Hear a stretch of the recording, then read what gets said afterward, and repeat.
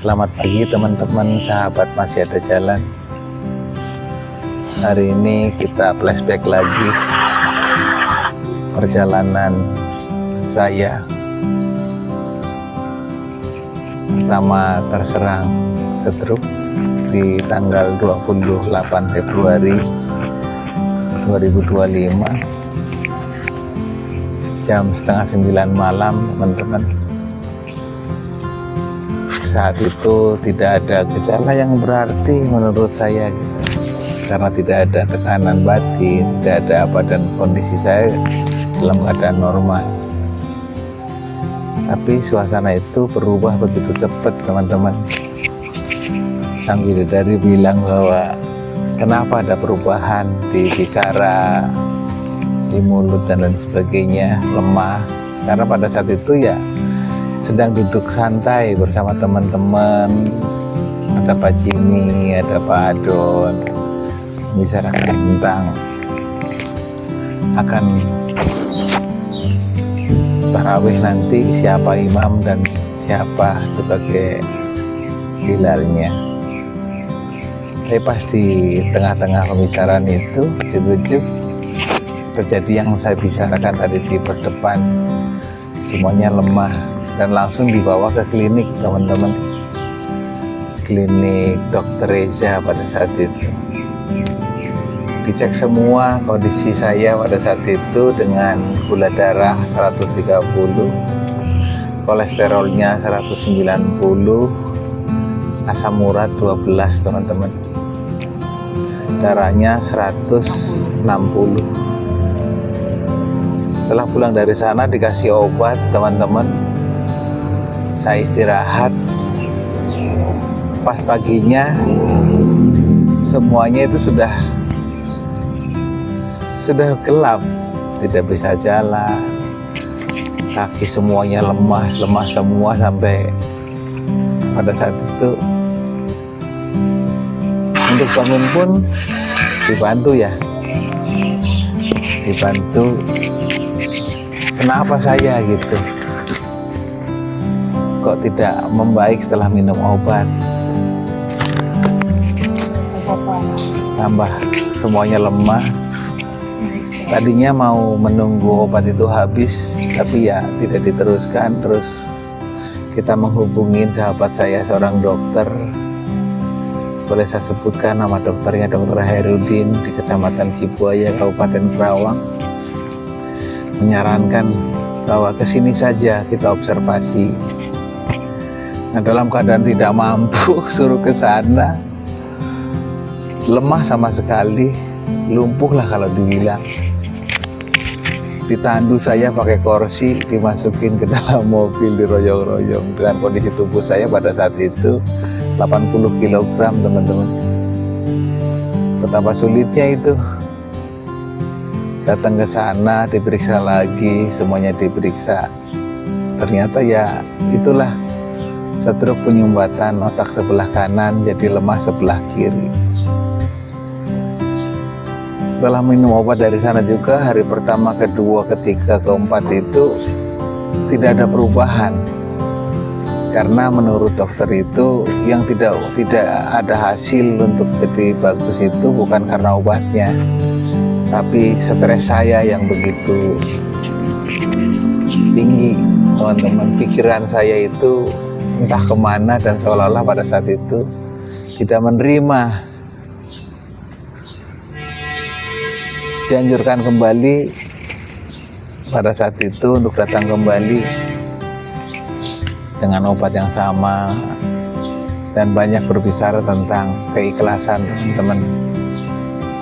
Ikhlas, ridhokan bahwa ini adalah waktu terbaik, waktu bersama keluarga, waktu semuanya. Hari-hari yang saya jalani pada saat itu ya gimana ya, biasa bebas, biasa pergi pagi pulang malam, kumpul teman-teman. Sementara itu ya di tempat tidur saja, makan teriak, makan.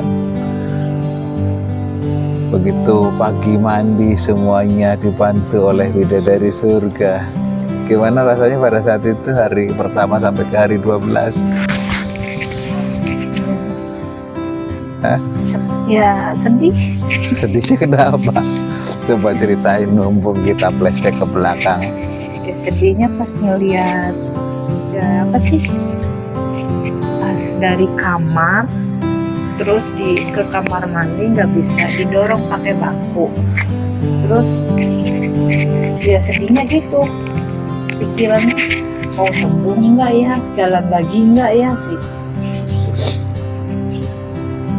Terus anak-anak yang mana komentarnya? Ya anak-anaknya sedih. Namanya sedih.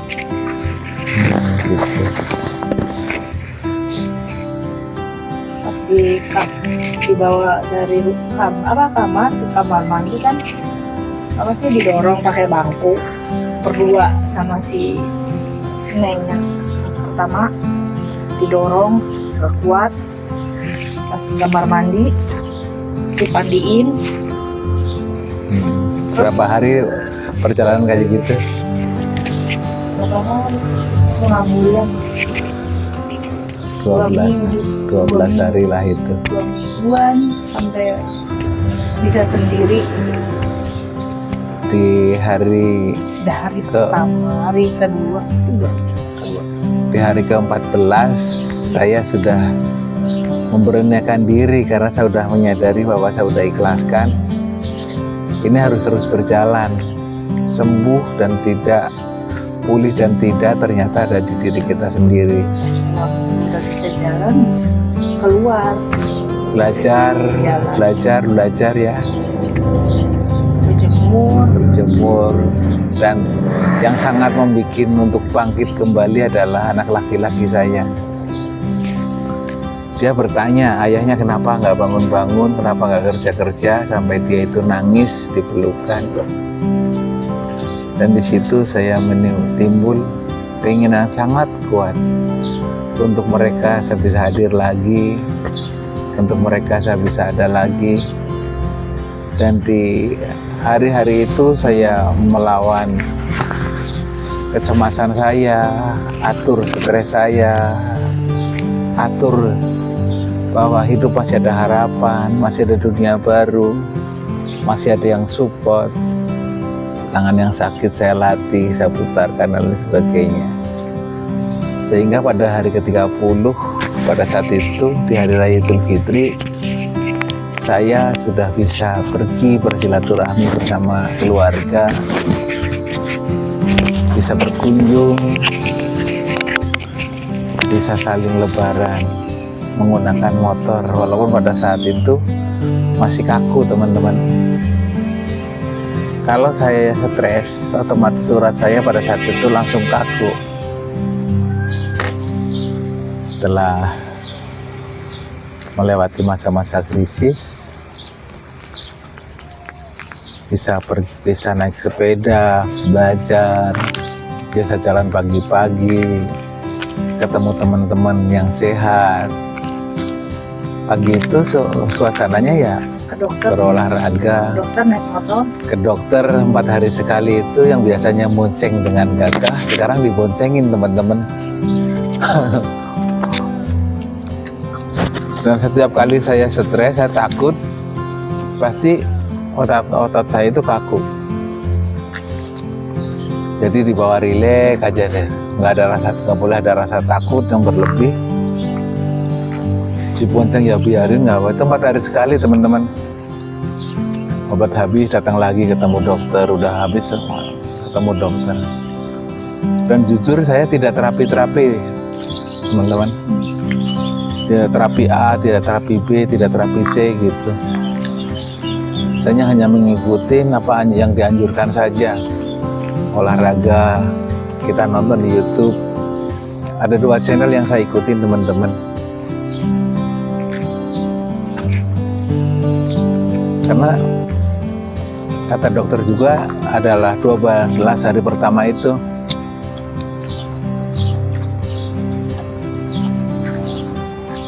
yang bikin saya tidak ada yang berkunjung karena tidak ada yang tahu saya sakit pada saat itu. Jadi tidak ada saran ke terapi A, ke terapi B, ke terapi C, nggak ada seperti itu. Tidak harus ke alternatif A, alternatif B, alternatif C, itu nggak ada. Jadi saya fokus dengan bagaimana saya harus menimbulkan percaya diri, berinteraksi dengan orang sehat, jangan malu, jangan minder, jangan merasa bahwa saya itu sakit, lakukanlah saya itu seperti orang sehat. Di 45 hari ke depan setelah saya bisa pergi berinteraksi dan sebagainya, saya berusaha lagi bagaimana saya itu bisa bekerja dari rumah, teman-teman.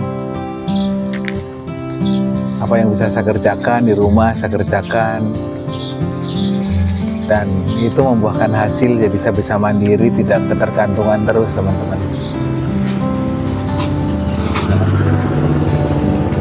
Setelah bulan kedua, saya berusaha lagi bawa kendaraan, teman-teman. Pelan-pelan masih komplek. Tapi sebelum itu saya lakukan dulu, saya berinteraksi, jalan di tempat umum, terus ke terminal, banyak orang berdesak-desakan, apa saya berani apa tidak. Nah, setelah di sana dirasa nyaman, saya tidak perlu dibantu, jaga jarak, dan kalau memang itu terpaksa sekali, saya juga tidak malu mengatakan, Pak, boleh saya duduk karena saya adalah penyintas. Gitu. Dikasih tempat duduk, teman-teman, dan mereka juga mengerti. Dan jika saya harus antri, nggak ada tempat duduk juga, di situ ada tempat disabilitas, mereka ngasih saya. Tapi saya bilang, kalau dia lebih tua dari saya tidak mau juga. Setelah jalan 2 bulan berjalan, saya mencoba menggunakan kendaraan rada jauh. Pada saat itu perjalanan pertama saya, aduh kucing, sekitar 10 km dari rumah, perjalanan sekitar 20 menit, tapi tidak macet, teman-teman. Untuk latih mental bahwa kanan kiri mata dan sebagainya itu normal. Setelah berlanjut di 2 bulan, saya sudah memberanikan diri untuk pergi jauh. Saya pergi ke pantai, teman-teman, tiap hari Jumat ke pantai, berenang di sana, berteman lagi sama kepiting, sama ikannya nih. Di sana ada tempat yang memang kita untuk istirahat, untuk main dan sebagainya. Bisa bakar ikan juga, bisa bawa ikan sendiri dari rumah. Terus kita makan di sana bareng keluarga dan sebagainya. Jujur saya untuk makanan saya tidak terlalu dikekang, karena saya percaya dengan dokter-dokter yang membantu saya itu, dari dokter umum sampai dokter gizi, itu memberikan makanan terbaik untuk saya. Yang penting jangan melanggar sekali makanan yang memang tidak boleh, yaitu jeroan, berlemak, makan yang tidak dimasak di rumah. Dan sekarang saya jadi takut makan di luar, teman-teman, karena saya tidak tahu apa yang mereka masukkan, bumbu dan sebagainya. Sekarang saya protektif, teman-teman, bawa makanan dari rumah. Jadi sekarang itu jadi makanan rumah, masakan istri itu nomor 1 ya, nomor 1. Setiap pagi mau berangkat kerja itu udah disiapkan makan pagi, makan siang. Kalau toh harus makan malam tidak bisa, karena jam kerja saya juga sekarang sudah hanya sampai jam 3 sore. Jadi berangkat jam 10 pagi, pulang jam 3 sore. Selanjutnya ya besok lagi. Menyadari diri bahwa dunia baru itu harus berhati-hati, karena kita adalah hidup kedua kalau kita bilang. Rasa syukur.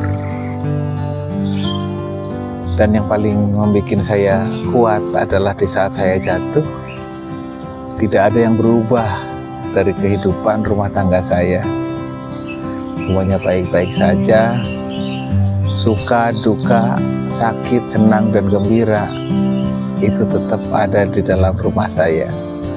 Itu yang saya syukurin. Allah memberi bidadari surga yang selalu ada, yang begitu galaknya kalau obat sampai gak diminum, sampai ngambeknya saja kalau satu yang diurusnya itu tidak mau mengikutin, diomelin, sering di makanan yang tidak suka karena itu memang menunya perlu dimakan, jadi dijejelin. Tapi hari ini ya ada hikmah baik. Dulu sempat bosan teman-teman, makanan itu cuma ada sayuran 3, pepaya, labu siam, apalagi tuh Apa sih itu, brokoli, terus makannya itu pakcoy, kentang, pakcoy, wortel, pakcoy, serba gitu. direbus. Serba direbus. Nah akhirnya begitu itu ada lagi ikan dikukus, semuanya seperti Pepes itu atau karena dibakar. pada saat itu kolesterolnya ada. Nah kesininya setelah di bulan kedua itu makannya mulai longgar, boleh tapi jangan banyak. Udah nyicipin bakso, udah nyicipin makanan-makanan yang tadinya tidak ada. Bahkan saya udah bisa jajan teman-teman nih, namanya ini mendut. Apa kalau di tempat teman-teman apa namanya ini? Di sini namanya kue mendut. Ini langganan tiap pagi. Menut Menut di kelapaan katanya. Perut gendut. Perut kelapaan. Nah itulah teman-teman, sekilas tentang kisahku tentang betapa supportnya seorang istri itu membuat kita makin bisa lebih baik lagi. Alhamdulillah sudah mulai. Sekarang kita sudah bisa pergi rada jauh, menikmatin hidup bareng-bareng, bisa wisata bareng-bareng, bahwa kesempatan kedua ini membuat kita semakin dekat ya. Anak-anak sudah menyadari bahwa ayahnya sekarang sudah bukan yang dulu lagi, gitu. Yang selalu berangkat pagi pulang malam, berangkat malam pulang pagi. Sekarang ayahnya selalu ada di rumah, selalu ketemu, selalu berbincang, bisa nonton TV, bisa nonton film bareng di rumah, bisa makan bareng di rumah pada saat anak-anak itu kumpul. Dan yang bikin mereka bahagia adalah saat kebersamaan di rumah. Jadi kalau hari Minggu itu berebut menu. Mana? Ada yang ingin dimasakin ikan domyang, ada yang ingin dimasakin sayur asem, ada ya itu Ikan asin. ikan asin. Nah pada saat ketemu ikan asin itu adalah tantangan terberat saya, karena ikan asin adalah makanan kesukaan sebelum stroke. Ada ikan asin jambal, ikan asin gabus, itu selalu siap di kulkas. Tapi hari ini begitu ada ikan asin, sambal terasi dan lain-lain, saya hanya mengelus dada. Boleh makan sedikit. Baru secuel belum kena sambelnya juga udah ditowel. Jangan. Itu sakitnya nanti itu bukan karena nggak makannya, karena stresnya tadi. Jangan. Tapi tidak apalah, karena masih banyak pilihan makanan lain, masih banyak pilihan lain. Yang penting kita bisa sehat kembali, pulih kembali, dan tidak jadi beban orang lain. Salam bahagia, masih ada jalan, jangan menyerah, masih ada kesembuhan, masih bisa pulih. Salam.